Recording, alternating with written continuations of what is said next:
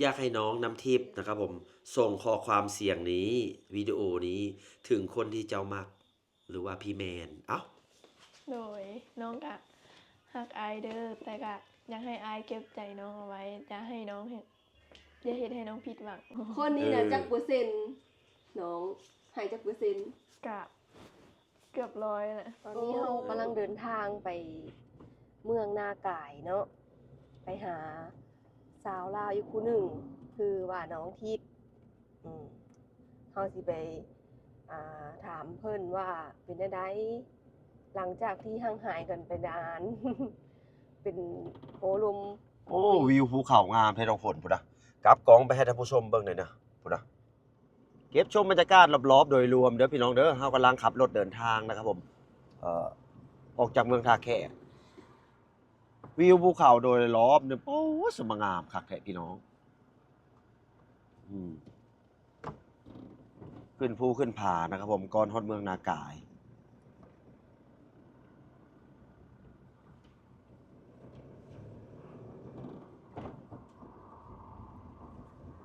เส้นทางนี้ไปหน้าเมืองนากายเนาะแล้วก็ไปลักซาวก็ได้หรือว่าจะไปเวียดนามก็ได้ผ่านยมราช เมืองแรก ผ่านยมราชเมืองแรกแล้วก็ต่อเมืองนากาย แล้วก็ขึ้นไปทางลักซาวบุรีคำไซก็ได้เด้อเส้นทางนี้ตอนนี้เรากำลังสิผ่านภูผาอันงามๆ เป็นลืบเขาเนาะน้องฝน แม่นเพื่อนสิตัดไปบางนี่นะมันสิเป็น แม่น ผู้ งาม ติ อี ด หลีพี่น้องโอ้ออกไปเบิ่งทางนอกเนาะน้องฝนวิวสวยงามอีหลีพี่น้องเอ้ยมันต่อมาจากภูผามานพุ่นแหละเป็นตามาเที่ยวอีหลีพี่น้องเออช่วงสงกรานต์ช่วงพักวันหยุดยาวๆนะครับผมอยากเชิญชวนพี่น้องมาเที่ยวนะครับผมข้ามมาอยู่แขวงคำม่วนนะครับผมนครพนมคำม่วนใกล้ๆพี่น้องบ่ได้ไกลนะครับผมมาเที่ยวภูผามานนะครับผมมาลอดถ้ำกองลอเนาะน้องฝน แม่น มาเที่ยวน้ำตกนะครับผมหรือว่าวังน้ำเย็นนะครับผมน้ำที่น้องฝนไปเที่ยวกับน้องอ้นเมื่อนั่นแหละพี่น้องมาอาบน้ำอยู่วังน้ำเย็นฝรั่งทางอเมริกาทางยุโรปนะครับผมทางเยอรมันมาหลายๆมื้อนะ โอ้ลม ลมแห้งนะครับพี่น้องอันนี้วิวบรรยากาศก่อนฮอดเมืองนากาอันนี้บ่ให้เว้าครับผม โอ้ยลม มาชมวิวนี่ก็คุ้มค่าแล้วมาเที่ยวเมืองลาวนี่พี่น้อง อัปเดตสถานที่นะครับผมตอนนี้เฮาฮอดเมืองยมราชเด้อพี่น้องเด้อเฮากำลังเตรียมสิขึ้นภูนะครับผมไปสู่เมืองนากายเด้อพี่น้อง แม่นแล้ว เตรียมขึ้นภูขึ้นภูสุดก็สิเป็นบ้านนั่น นากาย บ้านนากาย อยู่บนยอดภูเลย แม่น เพิ่นใช้ชีวิตสัญจรไปมานะครับผมโดยรถไถนะครับผมพี่น้องเดี๋ยวเฮาสิถ่ายเก็บชมบรรยากาศนะครับผมรอบๆให้เบิ่งเด้อนี่แหละพี่น้องวิถีชีวิตเพิ่นสัญจรไปมานะครับผมบ่ว่าไปเมืองไปให้ไปหน้าเพิ่นก็ใช้รถไถนะครับผม สะดวก ร ส ถอี บาย แตน เนาะ สะดวกสบายอยู่ได้พี่น้องเอ้ยแถวยมราชนี่ก็มันเป็นเมืองเนาะแก้ของในทางหน้า แม่น ทางหลั แก้ของก็ได้นี่นะทางอันไสยะเพิ่นเอิ้นรถสิงห์นะครับผมทางพี่น้องเอิ้นรถหยังนี่นะรถเฮ็ดแบบนี้นะทางเมืองหลอกเมืองเลยนี่ก็หลายได้บ่าวเดชก็เห็นอยู่ทางเมืองไทยพี่น้องสะดวกสบายคือกันบ่าวเดชก็อยากได้อยู่ได้จักคันหนึงบรรยากาศยามแรงๆนะครับผม 17 นาฬิกานะครับผมวิวกำลังงามๆเลยพี่น้องรอบๆด้วยภูเขานะครับผมสวยงามเลยเนาะน้องฝนเนาะวิถีชีวิตอันเรียบง่ายนะครับพี่น้องโอ้ไปตามมาเลาะขนาดพี่น้องเอ้ยนี่แหละอยู่แบบบ้านๆนะครับผมพี่น้องตลาดตะเลือก็มีนะครับผมพูดนะหมู่บ้านแบบโบราณนะครับพี่น้องเพิ่นตากหยังอยู่หลังคานี่นะตากปลานิ่นแบบนี้ก็มีนะครับผมร้านขายเครื่องขายของร้านขายปั๊มน้ำมันขายหมักโม่ก็มีนะพี่น้องเตรียมมุ่งหน้าขึ้นเขื่อนน้ำเทิน2นะครับผมขึ้นภูผู้แซ่บผู้สาวเพิ่นก็เลิกลงหลอกโรงเรียนแล้วก็กำลังเดินทางกลับบ้านแต่งอยู่แต่งกินแต่งเครื่องพูดงัวควายหั่นน่ะเพิ่นปล่อยหั่นน่ะน้องฝนเต็มท้องไร่ท้องนาน่ะพี่น้อง ยังบ่มือเหือน บ่ได้มือเฮือนได้พี่น้องเอ้ยบางเทื่อก็นอนในกลางทางก็มีได้งัวควายเพิ่นบ้านพี่น้องทางไทยนี่ว่าใดๆนี่นะไล่กลับบ้านอยู่บ่หรือว่าปล่อยแบบนี้ ไล่ นะครับผม เข้าคอก ไล่เข้าคอกบ่ต่างกันอยู่ได้พี่น้องเอ้ยทางนี้เพิ่นบ่ได้ไล่เข้าคอกได้บางเทื่ออันบ่าวเดชขับรถมานอนอยู่กลางทางก็มีพี่น้อง แบบนี้แหละแต่ละบ้านแต่ละเมืองสิถ่ายวิถีชีวิตให้เบิ่งเนาะ อืม อันนี้เด็กน้อยก็ยูฟืนอันนี้เพิ่นยูฟืนมาโอ้มาสองแม่ลูกอันนั้นนะครับ พี่น้องลูกมันเนาะแกมาแตะไสน่ะเอาไปขายบ่ไม่เท่าไปน้องฝนเอาขนมไปให้เพิ่นนะเอาไปขายบ่เอาไปขายบ่ฮะเอาไปขายบ่เอาไปส่งอยู่หานขายกระสอบเท่าไหร่ขายราคาส่งสอบเท่าไหร่ฮะ30 30 โอ้เอาขนมไปให้เพื่อนแน่เอาอยู่บ่ขนมนะเอ้าเดี๋ยวขนมทุกกินนี่โอ้เห็นพี่น้องนะครับผม อันนี้ เอาขนมดิโอ้ไม่เท่าเนาะนี่เนาะทุกยากบ่กินขนมเด้อโจ๊กกินบ่ครับอันเพิ่นไปขายอยู่หานนี่เท่าไหร่นี่นะ 30,000ส่งหันเด้หันนอกสาม ขายย่อย ส่งเป็นนั่นเลยแหละ บ่ถ้าขายย่อยเท่าไหร่ขายย่อย 38เขา 38โอ้เจ้าขายส่งนี่30 เออ โอ้เอาอยู่ซอยดิมั้งอยู่ซอยเพิ่นมาน้องฝนมาแก้ซอยเพิ่นได้นี่ เดี๋ยวให้น้องฝนมันลักซอยเด้ออันน่ะตั้งว่าจ่ายเย้กะแล้ว เจ้าเว้าภาษาหยังนี่นะเดี๋ยวมาเห็นข้างพี่น้องข้าง งานนั่นยาน เจ้าส้นเผาหยัง มาเฮ็ดนะ เฮ็ดนาส้นเผาหยัง เฝ้า ฮะ ของเรา ความลาวนี่เนาะเจ้าคือเว้าตลบตับแตบซะโอ้เมื่อนี่ได้หลายได้นี่เนาะลาวเถิงอ้าวโอ้ดุมันเนาะนี่เนาะโอ้เห็นผู้สาวน้ำพี่น้องนะพี่ผู้สาวขายปิ้งอย่างเนาะฮะ เพื่อน ดิ้ จะ งยัง มีบ่ไม่เท่า ว้า เพื่อน โดนผู้สาว มีเพื่อน ขี้ เจ้า หาย ไปสบายดี สบายดี สบายดีคนงามขายหยัง ไทยเลข ขายเล็ก อันนี้ โอ้ ให้พี่บ่ นี่มาเบิ่งผู้สาวงามนี่นะน้องฝน ตัวอะไร วันนี้ตัวคนนั้นเดมีแล้วบ่เฮ้ย นาง ยังเป็นลาวเทิงบ่ เด้อ โอ้ชื่อหยังเลยนะ ซื่อสัน ชื่อสั้น เด้ โอ้ อ บ่แม่นลาวสูงบ่ บ่ นี่เด็กเพิ่นปีงเนี่ยปีงเท่าไหร่นี่นะ ไม้ละ2,000 ไม้ละ 2,000โอ้คือข่าวแท้นี่นะ เอาย่ออื เอามาม ติ อันภาษาลาวเทิงนี่งามบ่ได้งาม สวยงามนะ ไม่ ไม่ เด้อ โอ้ไม่นี่น้องนี่ไม่ ซื้อสร้อยเพิ่นบ่เอามาให้อายนี่เอาจัก เท่าไหร่ให้ซื้อเท่าไหร่ นับจะทุ่งนะคิวจะ โอ้เว้าหยังนี่เว้าภาษาหยังนี่ บ่ให้ คนนี้เด้ รับ โสดอยู่บ่ โอ้จับมือเนี่ยโสดฮะโสดแท้อยู่บ่ แฮะ โอ้น้องสาวบ่นี่นะ เด้อ มานั่งเห็นผู้สาวงามข้างทางพี่น้องเอ้ยก่อนไปเมืองนากายนะครับผมมาอาจสิซื้อซอย20,000เด้อ เด้อไปซื้อทุ่งให้ก่อน ยังมีถุงอยู่บ่ดิ โอ้เราไปซื้อถุงให้เด้อพี่น้องเด้อต้องใส่ถุงไอ้ายบ่มักใส่ถุงได้ มาคุยผู้สาวก่อนพี่น้องสาวคันเมื่อกี้นี่ไปหานปิ้งแบะมาอันนี้ปิ้งไก่ซื้อหยังก็ซื้อหยังฮะซื้อมุกโอ้ไอ้ชื่ออันมิกเด้อ หยอกเอาติดไม้นี่เด้อแป๊บเดียวให้คนได้ยินนำเนาะอันนี้มาปิ้งคู่มือบ่ หากนมามื้อนี้ ก็มามื้อนี้ขายเฉพาะจันทร์พุธศุกร์ แม่น มาขายเล็กน โดย ำโอ้ ถ้ามีผู้บ่าว ได้ มีผู้บ่าวทางไทยมาลมเนี่ยลมอยู่บ่ ลม ลมเนาะไอสิพาเข้ามาเด้อ โดย เพื่อนจะอยู่ไส เพื่อนอยู่นี่บ่อยละ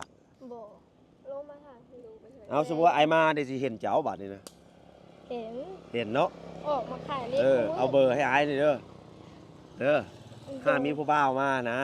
สาวลาวเทิงนี่แม่นลาวสูงหรือบ่อันนี้คนละอย่าง ลาวเทิงลาวสูงนี่คือหมง อันนี้บ่แม่นมงเนาะ ขมุกับบ่แม่นบ่ บ่มีลาวเทิง เขาเอิ้นว่าหยังลาวเทิง โดย ลาวเทิง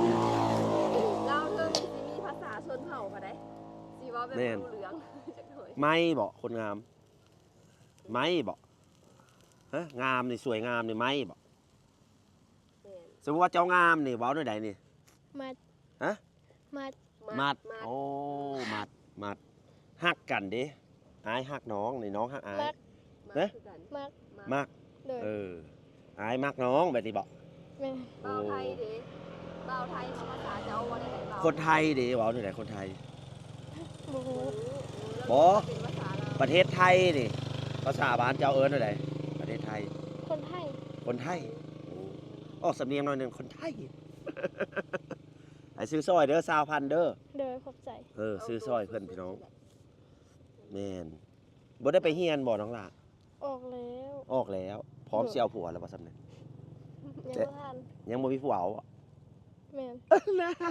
เป็นหยังเขาจักบ่เอา ขี้ร้ายหนละ บ่ขี้ร้ายความงาม โสด โสดเนาะเดี๋ยวไอ้สิ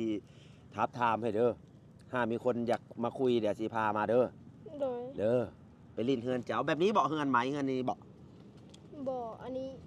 เหมือนกับเจ้า อืมได้อันนั้นเราของงามเนาะ เอื้อยนะ เอ้ยบอก เอ้ยแท้ๆบ่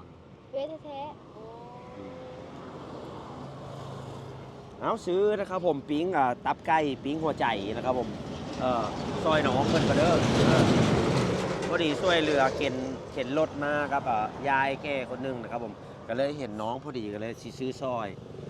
บ่าวเดชมักช่วยเหลือคนนะครับผมอันนี้นะน้องเจ้าซื้อหยังก็ สื่อสั่น ชื่อสั้นว้าวอีกชื่อหนึงนะครับผมส้นเผาลาวเทิงเนาะ เลย อันนี้เป็นหมู่บ้านหยัง สั่งแก้ว สร้างแก้วเมืองหยัง มุยงมาลาด เมืองยมราชเมืองยมราชมีแต่คนงามๆแบบนี้บ่ แถวนี้มันหักคนต่างชาติอยู่บ่ บูฮู้เลย บ่ฮู้แหละเพิ่นว่าเพิ่นมักอยู่ได้คนนี้ หักผู้บ่าวทางไทยทั้งนั้นเพิ่นมาลิ้นมาลมเนาะบางเพื่อบางมื้อไอ้สิพาผู้บ่าวทางฝั่งไทยเพิ่นมาคุยเนาะ เลย หามันถึกสตากันเฮาก็อาจสิได้แต่งงานกันในอนาคตบ่แน่ได้อาจสิเป็นสะใภ้ไทยก็บ่แน่เนาะแม่นบ่ เลย หักแพงเสริมสัมพันธ์ความดีงามนะนี่แหละไปมาหาสู้กันนี่ก็ไอ้ก็มาซื้อซอยไว้นี่แหละมื้อหน้าไอ้มาเห็นไอ้ก็สิแวะลงมาลิ้นนำเด้อ เลย กับเอ้ยฝนเพิ่นเนี่ยซิมเบิ่งเนาะ ไข่ปรุงนี่ ให้ปรุงยกมือขึ้น ใช้เป้งนัวหลายอยู่บ่ เลย ว้าวสิบ่เป็นรอยบ่พี่น้องโอ้งามเนาะนี่เนาะแต่งหน้างามเลย ลูกชิ้น จบมใด บริซื้อมา จบมใดบ่เฮียน บ่เรียนเลย เขาเว้าโบราณเขาเว้าเรียนไปปวดหัวเอาผัวดีกว่า บ่ได้เรียนเลยแต่ภาษาหูจักอยู่บ่ เขียนได้บ่อ่าน เขีย อน อก ไป เขียน ได้ ได้ แต่อ่านออกเรา โอ้เขียนเจ้าได้เขียนได้อยู่บ่ เห็นได้เจ้าห้องมอสาม หิวแล้วดีเนาะหน้าใส่ต้องอยู่ผิวดี อายุเท่าไหร่แล้วน้องเขา 20 ปี 20 ปี15โอ้20 ปีกับ15 ปี เป็นเอ้ยน้องแท้ โดย ๆเอาใส่ถุงเลยได้แล้วเนี่ยทุกระบะ สุกแล้ว เอาใส่ถุงให้อายไหม สุกจนแห้งเนี่ย เอาใส่ถุงซื้อซอยได้แล้วบ่มาพี่มาพี่มาพี่ไม่เท่ามาพี่ อากระเป๋าเร่งเลย ไม้ละ2,000บ่ โดย ห้าไม้เอาอีกไม้หนึงนี่ เอาให้มื้อน้อยนะ มาไม่เท่าเดียวเอาให้กินเด้อ เบื่อยาเจ้า ให้กินเด้อน้ำใจเด้อเด้อไปกับหลานเด้อตั้งใจเด้อทำงานสู้ชีวิตเจ้าเนี่ยเบาเดชเป็นกำลังใจให้เด้อนั่นแหละ นัวขนาดเลย เลยไม่มักจบเลย น้องซันนี่งามขนาดพี่น้องเอ้ย น่าจบ รถอ้ายก็จอดพุ่นน่ะจอดแล้วเลย พอดีไปเห็นเดินไม่เท่าเพิ่นมาอยู่อั่น กินแล้วก็ อยู่ทานเนาะเขาเอิ้นทานอยู่บ่ แม่นแหละ โอ้บ่ได้เอิ้น โอ้ยมันบ่สด บ่ได้เอิ้นอัน ไม่หยังเหรอภาษาลาวเถอะ ก็จัก จ้า ไม่หยังก็กระจาก เผาเองบ่ทานนะแม่ เอ้อ แม่นแหละ ไม่หยังก็จะเว้ากระจากบ่ กระจัก กะจ้าก ระจา โดยแม่นแล้ว กระจากระจา มันฮ้อนโพด เอาใจเพิ่นน้องฝ เผาน ซองล้านนี่บ่เผาอันเผาทานนะ เปล่าท่านนี่นะสองคนหลานนะ สองคบหล แม่ล่ะ ลูก ลูก ลูกบ่ดิโอ้เจ้าคือดุ ลูก2 คน อันนี้ก็แม่นอีก โดย เออ อันนี้ก็ลูก ฮะ อันนั้น ซื้อให้แม่อันนี้เนาะ ซื้อลบไปลบมาตัวกระยาดอกเนาะลูกเราเผาเรื่องนี้ลูกนี่เนาะ อันนั้นก็แม่นบ่ น้องอะนะคะ อันนะลูกบ่นี่อันนี้ น้อง ผู้ชายนี่ ลูก ลูกเรา อันนี้ดิ ลูก อันนี้ดิ ลูก โอ้ เมื่อสามคนนี่ลูกเรา มีลูกจักคน มี11ยัง จะเอาแหงกี่สิได้มาเฮ้แม่ ยัง6 คน จะเอาแหงสิได้มาพ่อได้ยังอยู่บ่พ่อเจ้า ยัง ได้ลูกสาวงามเนาะค่าดองเท่าไหร่ทั้งผิดนะฮะ ผมมีได้ค่ะดาว เอาอยู่บ่ลูกเคยคนไทยเอาอยู่บ่ เอาเลยนี่เด็กยังลูกสาว โอ้เดี๋ยวเบ้าได้สิหาให้เด้อเอาเทสเอาได้บ่ซ้ำนี่นะถ้าคนไทยมากนี่โอเคบ่อาชิพามาคุย ค่าดองประมาณเท่าไหร่ค่าดอง โอ้ลายแล้ว เปิ้นน่ะคันเว้าคนไทยหลายๆเลยบ่แม่นคนลาวนำกันนี่แต่งเท่าไหร่แบบบานๆแบบน้อง อิงตาม ๆอิงตามบ้านเมืองเพิ่นเนี่ย อิงตามบ้านตามเมืองอิงตามผู้มีผู้อยู่ 30 50 60 มือเกือบว่าเกือบเป็นร้อย ร้อยผู้นี้เด้เท่าไหร่เนี่ย ตัวนี้15คนลาวกับคนลาว แม่นแหละ เออ เราเทิงนี่แหละ ลาวเทิง เอาปาน แม่นเอาบ่าวเดียสิขออนุญาตไปก็เด้อขอลาไปก่อนเถอะนะสิแวะมาลิ้นนำเด้อเดี๋ยวสิหายผู้นี้นี่นะเด้อ หาให้พุทธหลาน เด้อบ่าวเดียสิแวะมาเด้อไปเลยเด้อบ๊ายบายไปเลยแม่เด้อได้ลูกหลายเก่งเนาะเจ้าเนาะ หาเฮ็ดจังเลี้ยงลูก เลี้ยงลูกนี่แหละเนาะเก่งไปน้องฝนบัดนี้เฮาเดินทางต่อพี่น้องได้ช่วยเหลือกันมีความสุขแล้วบ่าวเดชก็ดีเนาะน้องซานไปเลยเด้อ โดย บ๊ายบายไปขึ้นไปหาน้องทิพย์ต่อนะครับผมพี่น้องไปพี่น้องเดินทางต่อครับผม ความสุขอยู่ที่การเดินทาง เดินทางต่อพี่น้อง ไปเลยดิ นี่แหละครับผมบ้านนอกบ้านนาเพิ่นนะครับผมส่วนเผ่าลาวเทิงเนาะน้องฝนเนาะอยู่แบบวิธีพอเพียงโดยอัตโนมัติพี่น้อง ถ้าบ่พอเพียงนี่ก็อยู่บ่รอดนะครับผมชีวิตก็บังคับใช้การดำรงชีวิตแบบพอเพียงอัตโนมัตินะครับผมวันนี้วันจันทร์พุธเพิ่นที่ขายเล็กนะครับผมข้างทางแบบนี้เด้อพี่น้องเด้อนะบ้านเมืองเพิ่นนะครับผมอยู่แบบธรรมชาตินะครับผมอยู่แบบบ้านๆเด้อพี่น้องเด้อพุ่นนะแบบนี้แหละนะครับผมอันนี้คือเขตยมราชเนาะน้องฝน แม่น ก่อนที่ขึ้นภูไปเมืองนากายเขาสิพบพ้อผู้สาวงามนั่งกุบปุกกระปอดอยู่แบบนี้แหละ ขึ้นไปซะ ไปทางไหนเนาะ เวลาสิไปเมืองกันแบบนี้แหละเตรียมกระเป๋าแล้วก็นั่งพารถพี่น้องคล้ายๆกับอยู่ไทยสมัยก่อนนะครับผม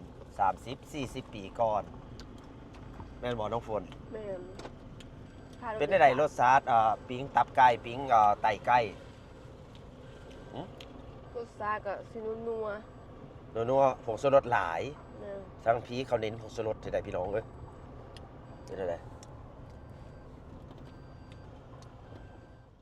เขาอยู่แยกนะครับผมเฮือนจักรหรือว่าโครงการเขื่อนน้ำเทิน2เลี้ยวขวาครับไปนี่300 เมตร นี่ตรงมาแม่นเขื่อนเลยพี่น้องเอ้ยเขื่อนกันน้ำเพิ่นปล่อยน้ำไหลจากจ้า อืม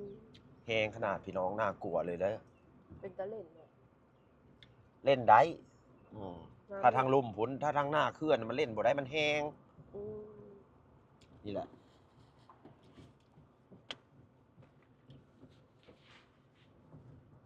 บ่แม่นขายไฟให้ประเทศไทยบ่เขื่อนนี่นะพี่น้องเฮาก็ได้รับอานิสงส์จากพี่น้องทางสปปลาวนี่แหละครับผมพี่น้องอันนี้เป็นเขื่อนน้ำเทินเป็นที่กันน้ำแต่ละจุดเขื่อนแต่ละหม่อง มีน้อยแน่ใหญ่แน่ผสมกัน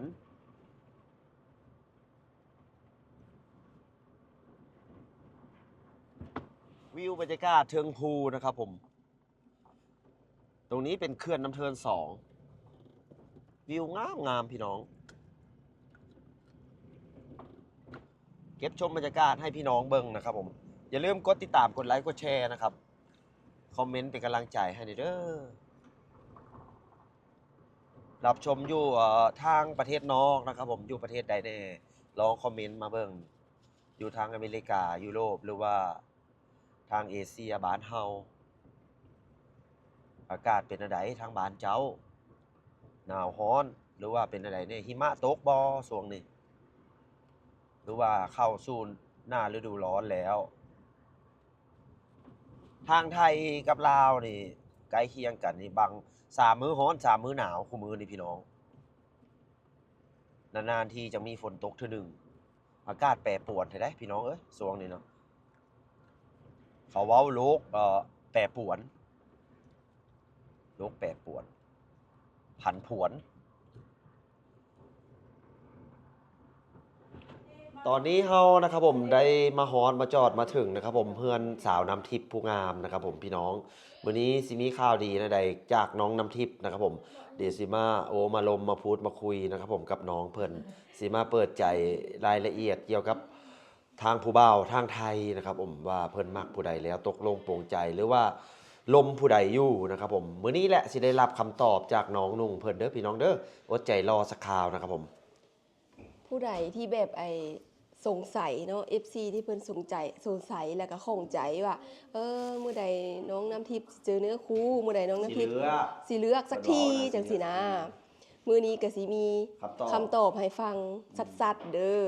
ถ้าฟังเบิ่ง แม่นว่าเพิ่น น้องสาว สิ เฮา สิปิดใจแนวใดก็ อืม ถ้าฟังเอา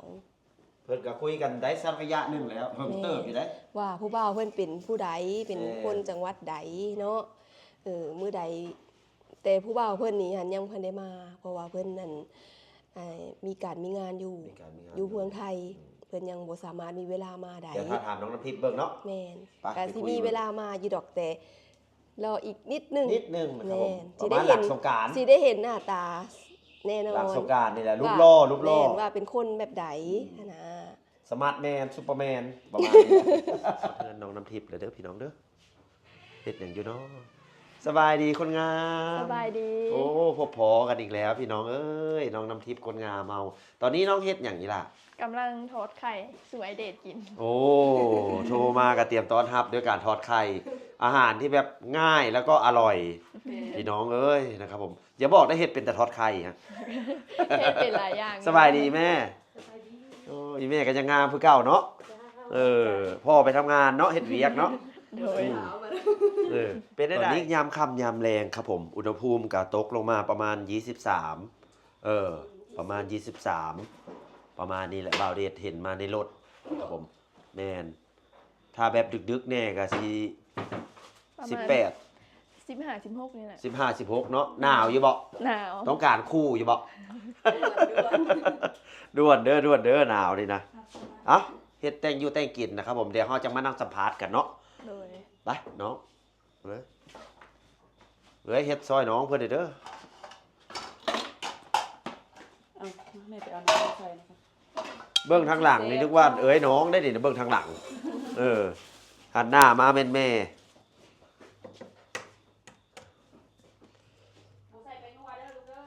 โอ้เราจื้ออยู่บ่ใส่แป้งนัวบ่าวเดชบ่กินแป้งนัวพี่น้องมันนัวอยู่แล้วไข่นะแม่เอ้ย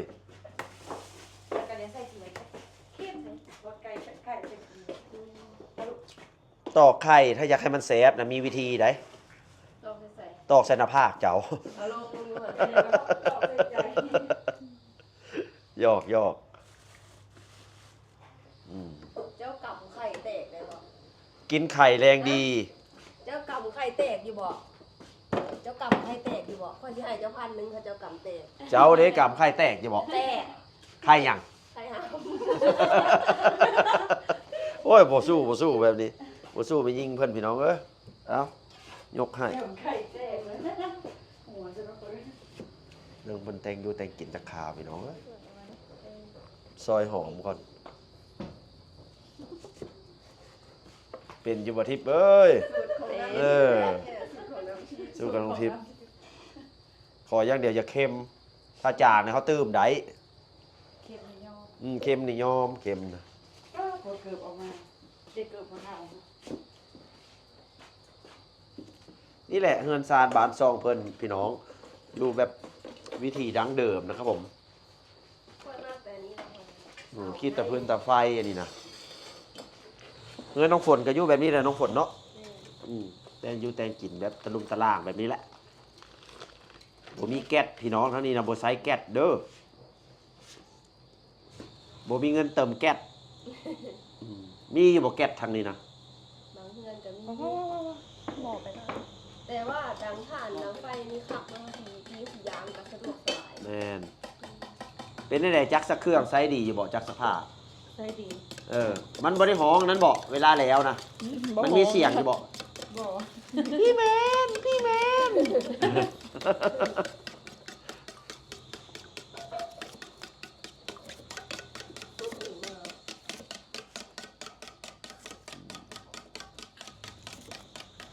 มีกระเทียมอยู่บ่ กระเทียมบ่ ใส่หอมมันก็แล้วล่ะสัก คือว่ามี มีบ่มีอะไรเจ้าบ่ ปลาไปเห็นอย่างหนึ่งพี่น้องไม่ผู้ใดกินกระดกกระดอแท้นี่นะ เอา กาแฟ รับบ่เห็นสม เก็บไว้อันนั้นบ่เก็บไว้ทักบ่เด้พี่ลึกพี่ล้ำเนาะพี่น้องเอ้ยกาแฟทั้งล้วนๆเลยนี่เนาะ บัวใบพักบัวอยู่สวนบ่ไปเก็บ เฮ็ดได้สินอนหลับ กินแล้วก็นอน รุ่นนี้หากินแล้วนอนหลับ นอนผอมกินกลางคืนผอม ใส่ เอ๊ะ เกือบย่างต่ มีหยังกันน่ะ ปลาแห้ง ำปลาแห้งของแท้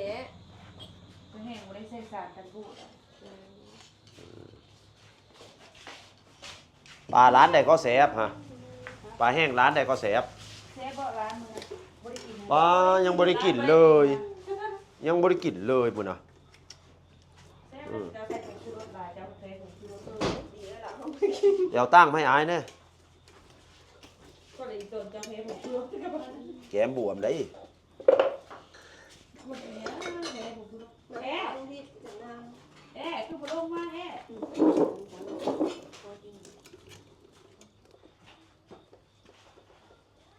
วันนี้ฮัสซิมาทอดไข่ให้ไอเดทกินนะ อืม นี่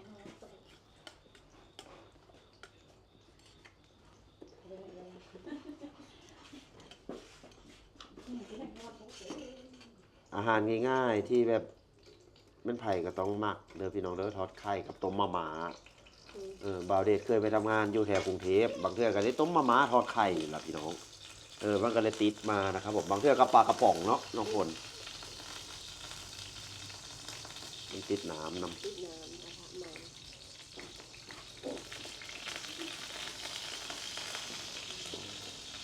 ่ากลัวเลยเดี๋ยวป้าไปลุกน้ำมันจะร้อน ทอนแล้ว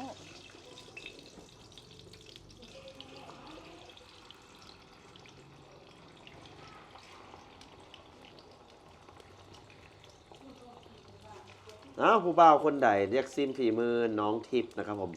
ก็ยินดีต้อนรับนะครับผมมาซิมได้เด้อ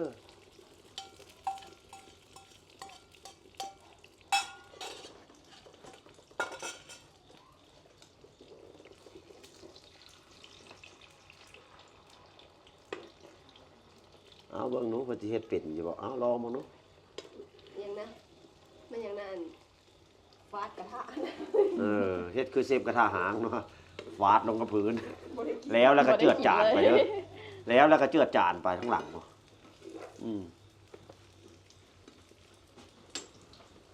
คอมเมนต์มาหยองเพิ่นเด้อพี่น้องเด้อ น้องปีนได้บ่ แบบสะบัดเด้แบบสะบัดเด้ลองพวกนู้น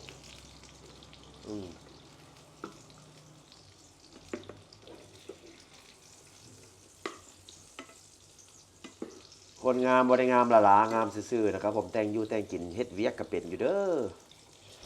เฮ็ดเป็นน้ำหมูอยู่เด้อพอได้กินอยู่ได้พอได้เลี้ยงผู้ลูกเลี้ยงผัวอยู่ได้เนาะ โดย เฮ็ดบ่เป็นกระทามพ่อทามแม่เอาพี่น้องสิยากหยังลูกมีพ่อมีแม่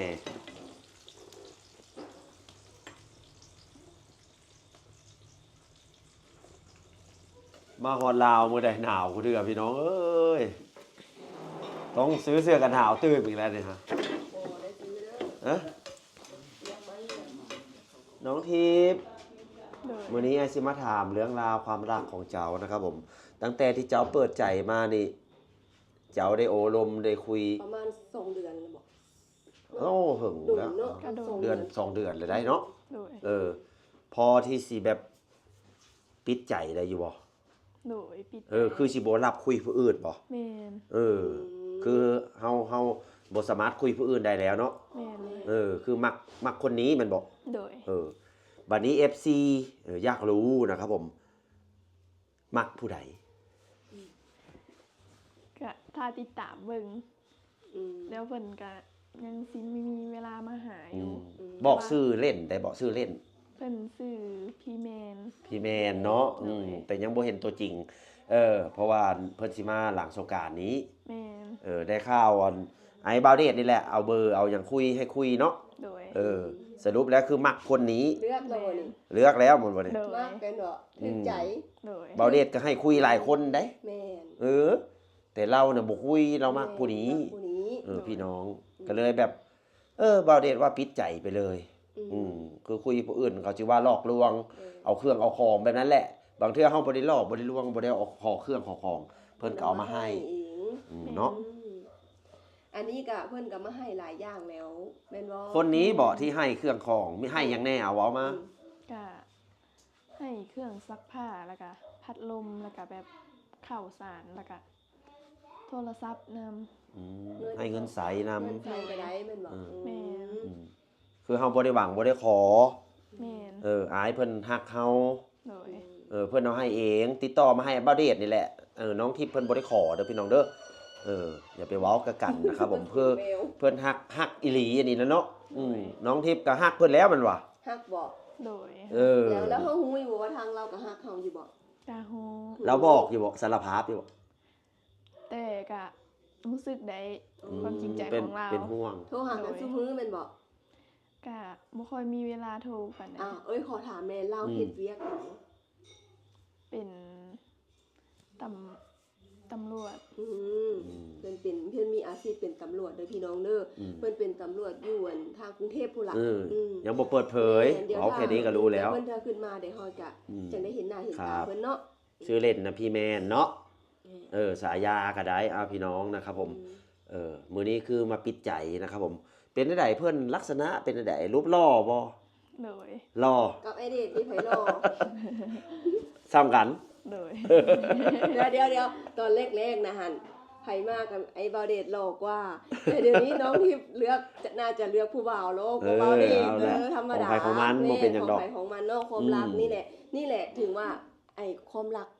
เกิดขึ้นแล้ว แม่นนี่แหละมีความรัก อืม คนมันต้องใส่ความรักความเวลาต้องเวลาได้ ผู้ พี่ ใด น้อง ผู้ใดก็ต้องเลือกคนของเฮาว่าง่ายซะสีซั่วสีดีไอ้ลูกเฮาผัวเฮาซั่วดีเฮาก็ว่าดีแม่นบ่ล่ะ โดย อันนี้คือกันสิขี้ร้ายขี้เหร่แต่ถ้าเป็นของเฮาก็ว่าเป็นผู้จบผู้งามผู้ดีแม่นบ่ล่ะ แม่น นี่แหละคือการ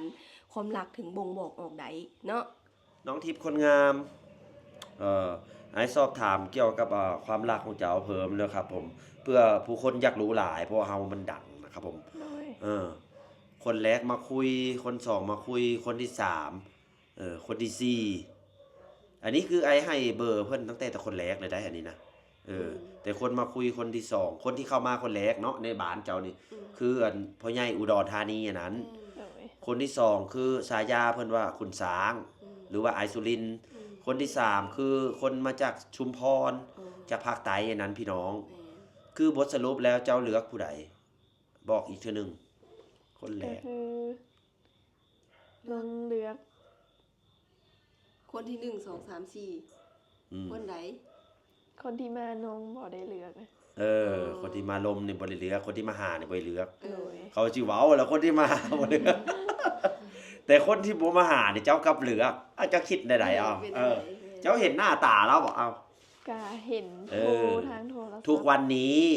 โดย มันเห็นหน้าตากันด้วยวิดีโอคอล แม่ เห็นหุ่นรูปร่างเนาะ โดย เห็นหน้าตากันชัดเจนรูปหล่อหน้าตาดี บ่สำคัญ สมาร์ทแมน มันอยู่ที่ความรักทั้งสองฝ่ายเนาะคนที่มาหาลังเทื่อเฮาถูกใจถูกสเปคพ่อแม่มักนำเฮาก็เลือกใดคนที่มาหาแบบ นี่แหละถึงให้มาเห็นหน้าเห็นตากันก็มีส่วนอีกหนึ่งแม่นบ่น้องแม่นคนที่บ่มาก็คือว่าเพิ่นอาจจะติดธุระหรือว่าเพิ่นทำการทำงาน ภารกิจ ม แต่ว่าเฮา เปิดวิดีโอเบิ่ง โทรหากันได้มันรู้กันได้ สามารถ เนาะ เลือกได้ รู้ได้ว่าความมีความรักซึ่งกันและกันนี่ เฮามัก ก็ลื เรา อก มัก ได้ เขาจริงบ่ อืม แบบนี้นะ โดย มันคูดคุยกันมันก็คนใหญ่แล้วมันก็น่าสิเข้าใจกันได้เนาะ แม่น เจ้าก็ถือว่ามักเราแล้วเจ้าก็รู้สึกได้มันบอก โดย รู้สึกถึง ความเป็นห่วงเป็นใยของเราแล้วก็ อืม ความรักที่เรามี เราเป็นคนแบบไหนเว้าให้ทุกผู้ชมฟังเนาะเอาให้น้องฝนถามเด้อ เป็นคนที่เรียบร้อยแล้วก็น่ารัก อืมอายุเราเท่าใดอายุของไอ้เราประมาณจักปี เคยถามกันอยู่บ่ บ่เคยถาม แต่น่าสิประมาณวังซัมไอเดทนี่บอกว่าหรือว่าน้องไอเดทอีกประมาณ40เนาะนี่แหละประมาณนี่แหละที่น้องกันที่เพิ่นลมนี่เด้อ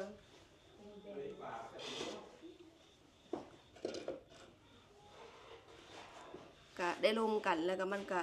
รู้สึกถึงความว่าฮักแพงกันแม่นบ่ แม่น ได้เห็นหน้าเห็นตากันได้วางใจเปิดใจใส่กันเท่านั้นเนาะ แม่น ทางคนเห็นหน้ากัน หรือทางคนทางโทรศัพท์แม่นคนที่มาหาน้องอ่ะ เพิ่นกะ ดี ดีเมิดบ่แม่นว่าบ่ดีแม่นบ่น้อง แม่น แม่ หม น ดทุกคน แม่นแต่ แต่ มั เฮาน หา เฮาบ่ถึกใจเพิ่น แม่น แม่น เข้าใจเนาะพี่น้องเนาะ อืม คนมาหาอาจสิบ่ถึกตาถึกใจเพิ่น อืม ก็ให้โอกาสเพิ่นเหลือก็คือไผหั่นน่ะคือผัวเมียของไผของมันนั่นแหละพี่น้อง แม่น เฮาบ่มากเฮาก็ปฏิเสธ แม่นมันบ่เป็นหยังมันก็เป็นการล่มคุยกันผู้บ่าวผู้สาวแม่นบ่ล่ะ ผู้ชายเพิ่นก็เว้าอยู่มาคุยกับจักน้องสิเลือกไผ แม่น แต่ละคนเพิ่นก็เป็นผู้ใหญ่ได้ที่มานะ แม่น เพิ่นก็มีแต่ความหวังดีพี่น้อง แต่ละคน อืม บ่ว่าคุณสร้างคุณแผน อืม เขาเอิ้นสายามาเนี่ยนะมาคุยเจ้า อืม ที่แน่ๆนี่มักซุปเปอร์แมนเนาะเจ้าเนาะ ซุปเปอร์แมนฟังแล้วก็ดีใจ คนนี้ก็ ยิ้มน้อยยิ้มใหญ่ ช่วยเหลือมาตลอดอยู่เบื้องหลังตลอด อื เนาะ มคนนี้แหละพี่น้องอืม เพิ่นกะอ่า ถือว่าบ่ ต่าง ธรรม ค ดา นต่างคนก็ต่างมีความรักกันเพิ่นก็ให้ปิดใจ น้องก็อยากปิดใจ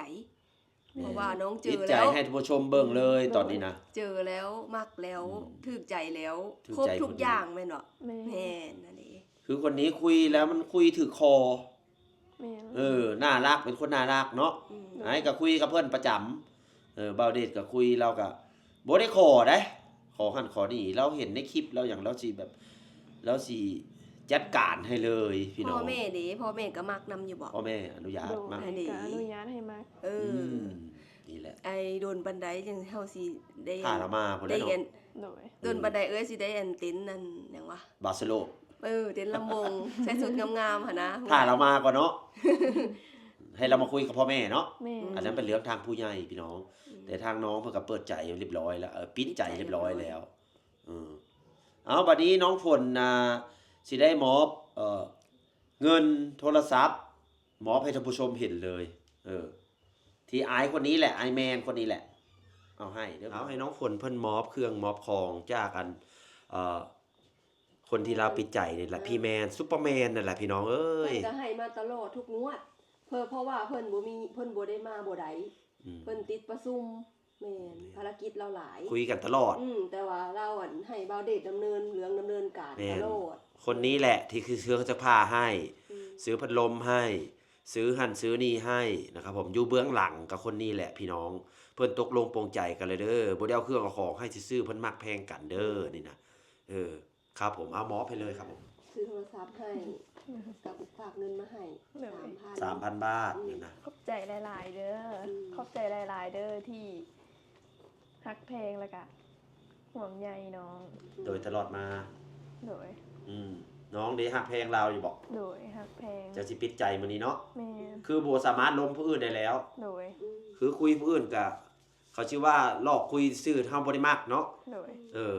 เฮาผู้อื่นบ่ต้องมาแล้ว แม่น สำหรับน้องทิพย์นะครับผม สปแล้วก็คือว่าเราเลือกผู้นี้ แล้วเลือกผู้นี้ แล้วก็ฝ่ายชายเขาก็เลือกผู้นี้ อืม คือเพิ่นก็สมพงษ์กันแล้วคือ แม่น คือแบบจบแล้วนะ ถ้าเพิ่นขออนุญาตเอารูปมาโชว์เนี่ยเพิ่นสิเอารูปมาโชว์แปะข้างๆให้เบิ่งเด้อพี่น้องเด้อว่าหล่อๆสำใดหล่อได้พี่น้องเอ้ย แม่น เออ ดีใจนำ ดีใจน้ำไม้ก็ดีที่ว่าสำเร็จ ส่งกันแล้ว เออ ส่งกันแล้ว สมกัน หวังว่ายังสิได้เห็นหน้าเห็นตา แม่น เรา ล่อ แต่ก็ไอ้หลอกว่า ออกยอกกันไอ้แมนหัวแล้วพี่แมนหัวแล้ว นี่แหละครับผมขอให้ความรักนะครับผมสมบูรณ์สมบูรณ์แล้วก็ยั่งยืน โดย เนาะมั่นคง อืม นะครับผมในอนาคตข้างหน้านี้ไอ้กะอวยพรได้สำนีก่อน ก็ยินดีนะ ยินดีนำนะครับผม ได้จบได้ดีเขาก็ดีใจนำ แม่นนะครับผม ถ้าเพิ่นบ่มักหรือว่าเพิ่นตัวในใดอกหักได้บาดที่เจ้า เจ้าเฮ็ดได้ผู้ชายอกหักคือ3คน4คนแหละหลายคนอยู่ดอกพี่น้องเอ้ย คนนี้นะถามแน่ ถ้าอกหักก็ยอมบ่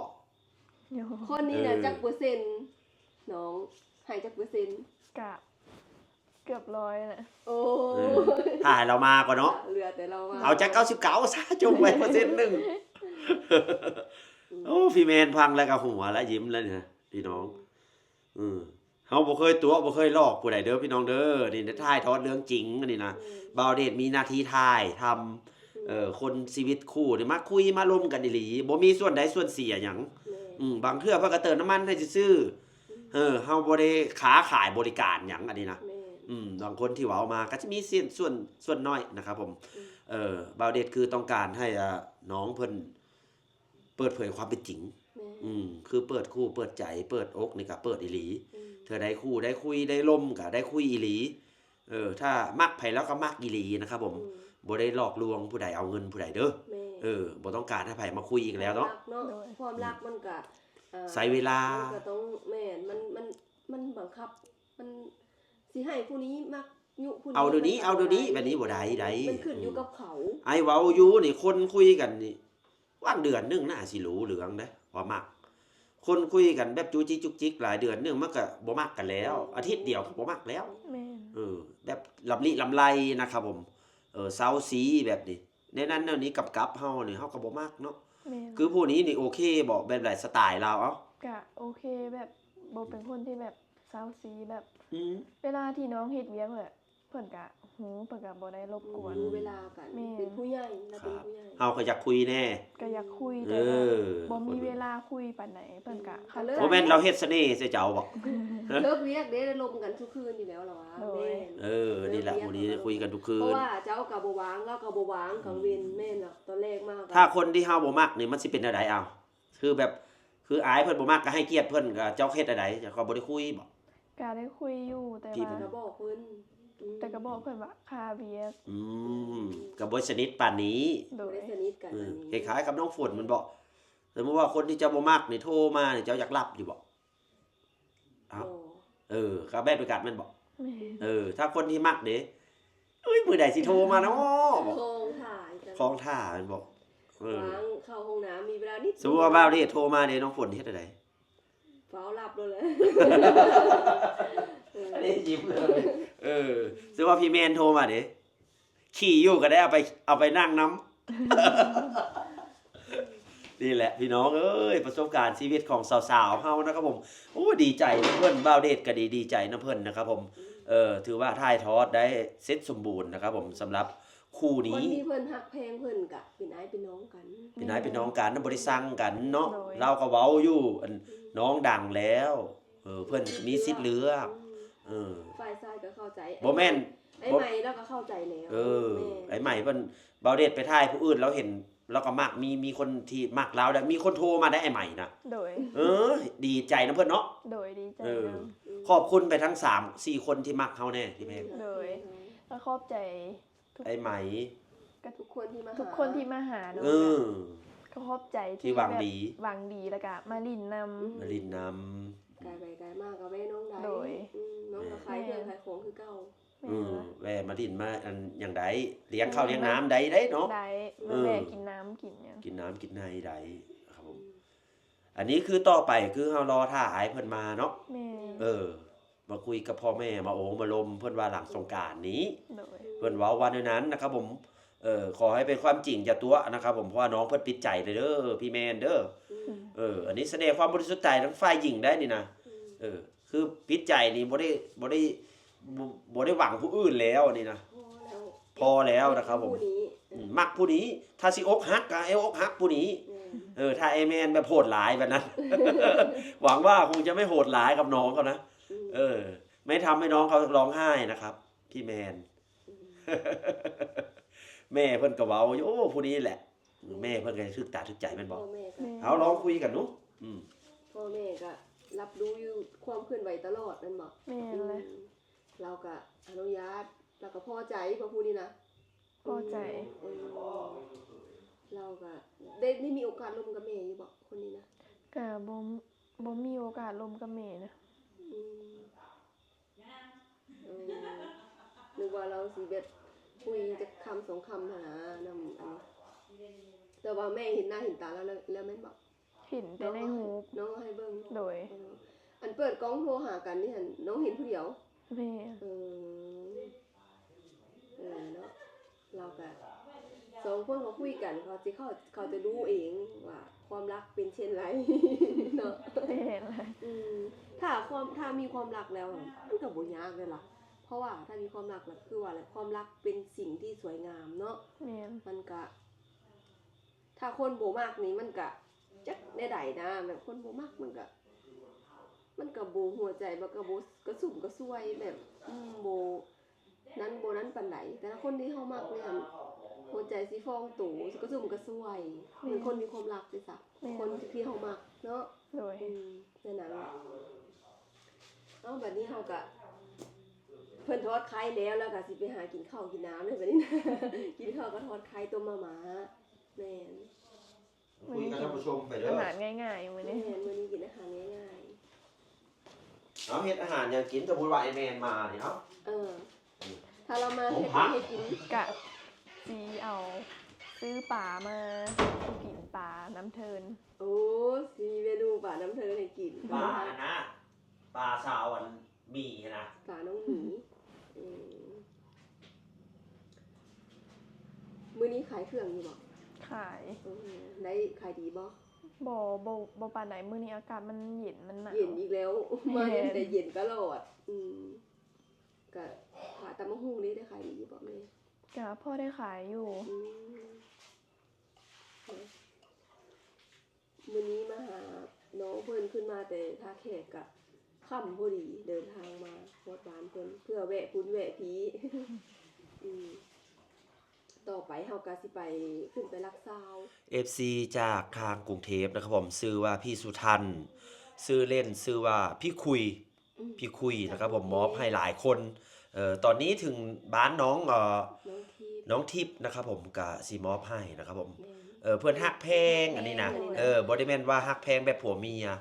ฮักแพงแบบเราให้ที เอ็ ม นดู งานแม่ ให้ทีมงานนำให้บ่าวเดชนำให้ทุกคนเลย จัดให้ทุกสูตร นี่ดิขนมเพิ่นนี่ครับผม พิ่ห่อ เขียนไว้เลยนะนี่นะน้องน้ำทิพย์ เพิ่น อัน เขียน นี้ มาให้ ขนมแบบแซ่บเลยคุกกี้พี่น้องเอ้า ไม่ตัก รับ ผ้า รับอีล่ะรับ เดี๋ยวยักจาม ยิ้มงามๆให้เพิ่นเบิ่งหนู น้อง เอาให้ไอ้ฝนแกะสุกิน มีน้องอ้นน้องมีนาได้กินกันหมด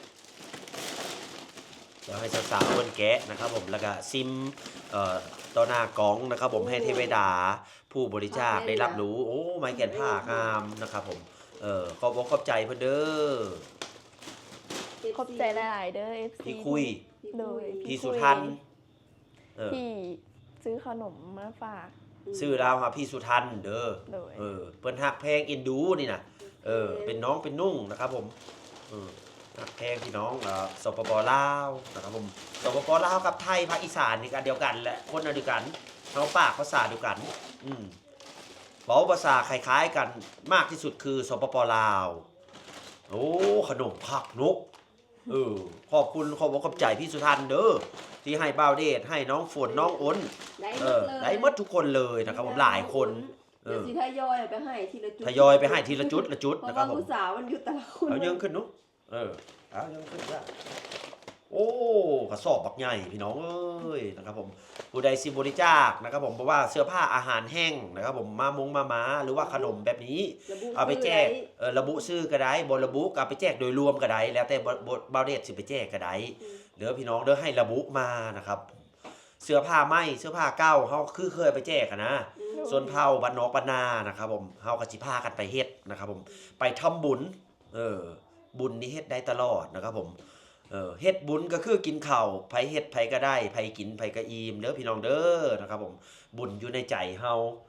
แม้แต่คิดที่เฮ็ดบุญมื้ออื่นเฮาก็ได้บุญแล้วแม่นบ่ อันนี้ไอ้เพิ่นก็ให้ได้กินทุกคน ถ้ามีโอกาสเพิ่นว่าอยากให้ได้พาไปเที่ยวกรุงเทพฯ แม่นเอายอมือขอบคุณเพิ่นทั้งสองคน ขอบคุณขอบใจหลายๆเด้อ พี่สุทัน ไอ้สุทันพี่คุย พี่ เพ คุย ราะว่าพี่คุยบ่ คุยประมาณนี้แหละ เพิ่นส่งมาหลังบักใหญ่เล น้อง ย ทิพย์เว้า โดยขอบใจหลายๆเด้อขนมแบบแซ่บๆนี่ แกะให้น้องซิมแน่ให้เทวดารับรู้นั่นแหละซิมเบิ่งเด้อน้องล่ะไปให้แม่ให้น้องตอนกันเด้ออันนี้คุกกี้เพิ่นเอิ้นนะคุกกี้สอดไส้รวมรส หอม แซ่บนะครับผมไอ้ทรายเพิ่นวางดีนะครับผมไม้แกนผ้าก็มีน้องฝนยังขึ้นอีกหนูไม้แกนผ้าให้เป็น2แพ็คคนละ2แพ็คเลยได้โอ้ได้ตากผ้า เป็นอะไรแซ่บบ่ แซ่บ สาธุนะครับผมขอให้เทวดานะครับผมได้บุญหลายๆสุขภาพร่างกายเข้มแข็งแข็งแรง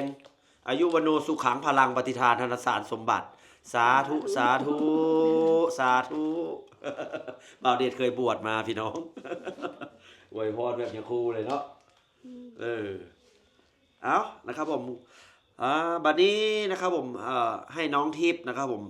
เว้ากับท่านผู้ชม FC นะครับผมทั่วประเทศนะครับผมขอบอกขอบใจเพิ่นแน่ ขอบใจอีกเท่านึงเด้อสำหรับ FC ทุกคนที่เอ็นดูแล้วก็ฮักแพงน้องมาตลอด ติดตามความเคลื่อนไหว โดย ตั้งแต่คลิปแรกฮอตคลิปนี้ โดย และก็คลิปจนสำเร็จได้แต่งงาน แม่ อันนี้ถือว่าแบบขั้นแรกเริ่มในการปิดใจ ยังมีต่อเด้อพี่น้องเด้อยังมีต่อตอนแบบฮอตแต่งงานพุ่นแหละพี่น้องบ้าวเด็กอะเที่ยวไปเที่ยวมาลงไปลงมานี่แหละบางคนที่ท่าจนออกรู้พุ่นนะ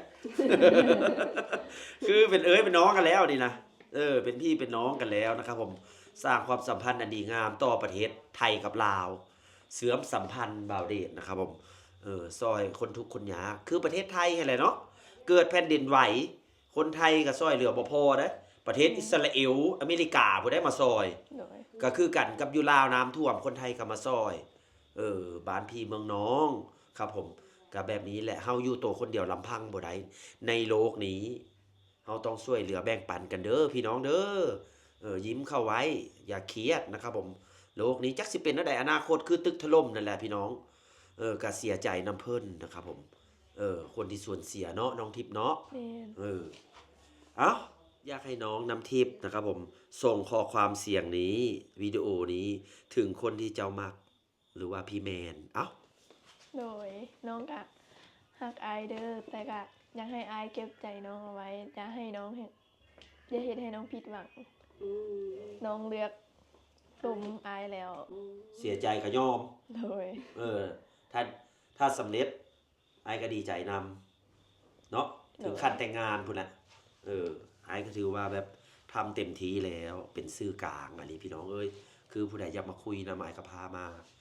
นี่แหละ ออกคลิปไปแล้วมันโด่งดังไปแล้วกับแบบอย่างที่เห็นนี่แหละพี่น้องเอ้ยเอาสุดท้ายนี้บ่มีอย่างหลายนะครับผมบ่าวเดชก็สิได้กินข้าวกับทอดไข่